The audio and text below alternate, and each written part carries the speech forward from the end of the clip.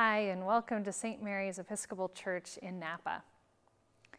As we approach the holiday of Thanksgiving, I've been thinking about gratitude, what it is that we have to be thankful for, and how it is that we think about gratitude in a time of national difficulty, in a time of pandemic, in our communities and around the world.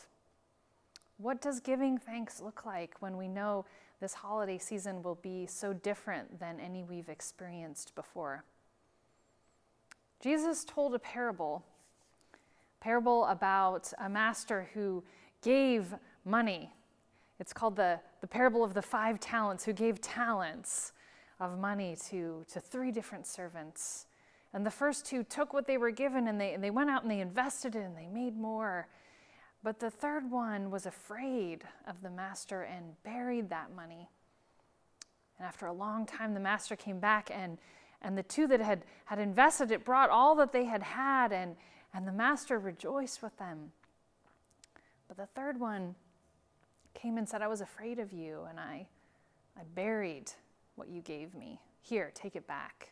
It's yours. Sometimes I think when I hear this parable, I can identify with that third servant and wondering, how is it that we decide that we can trust God? God has given us so much. We have love in our hearts. We have people to love in the world. We have things that are meaningful that God calls us to do. But when we look in the world around us, we see that terrible things happen to good people. How is it that we can trust then that God is a loving and merciful God who holds us, who made us, who loves us, who redeems us? How can we trust that?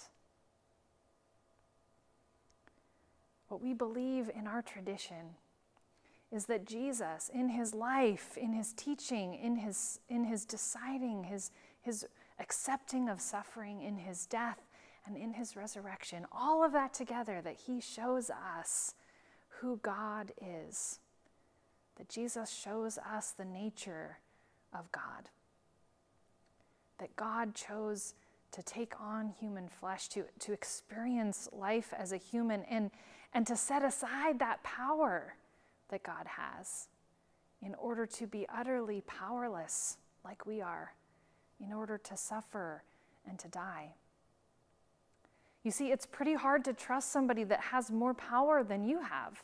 How can they ever prove to you that they really love you, that they won't just manipulate you? Well, God showed us through Jesus the depth of God's love for us. God showed us by emptying himself of power on the cross that God can be trusted, that God does love us. You see, if we're like the third servant and we take what God's given us and we hide it away and we don't share love with the world, we don't share who we are, we hide it under a bushel, lock it in a closet, then we're not really living life. And at the end of our life, we'll look back and wonder what it was all for. But if instead we can choose to trust, because of Jesus, trust that God is a loving God, then we can look at what it is that God has given us and be like the first 2 servants in the parable and choose to share what it is that we have with others. To take that risk, the risk of loving, not sure if we'll be loved in return, the risk of forgiving, not sure if we'll be forgiven in return, the risk of reaching out and looking foolish in order to be who we are, in order to show who God is and spread that love and that hope in a world that is so thirsty for it.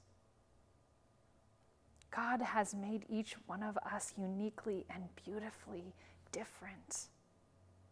And we understand more about God, more about the diversity and the beauty of God when we see God in one another in all our different beauty. So if we can be like those first 2 servants, to celebrate what it is that we've been given, who it is that we are, by sharing that with others and with the world. Not worried that there won't be enough, that there won't be enough love, that there won't be enough to go around, but rather pouring it out, trusting that it is in giving that we receive. It is in loving that we are loved. It is in forgiving that we are forgiven. And as we pour out what it is that we have been given into the world, we find that in fact we are refilled and renewed. In fact, there is more than we could ever imagine. I hope as Thanksgiving approaches this year that you take some time to think about who it is that God made you to be. That you think about the gratitude that you feel in your heart for who you are, beloved and beautifully and wonderfully made in the image of God, full of love and of gifts to share with others. To spend some time thinking about that and thinking about the way in which you already are pouring out those gifts in gratitude and generosity into the world. I hope that if we take the time to do that this year, that though this Thanksgiving will be different, it might have for us a different and a new and a deep meaning that connects us in a deep way to one another and to God. Amen.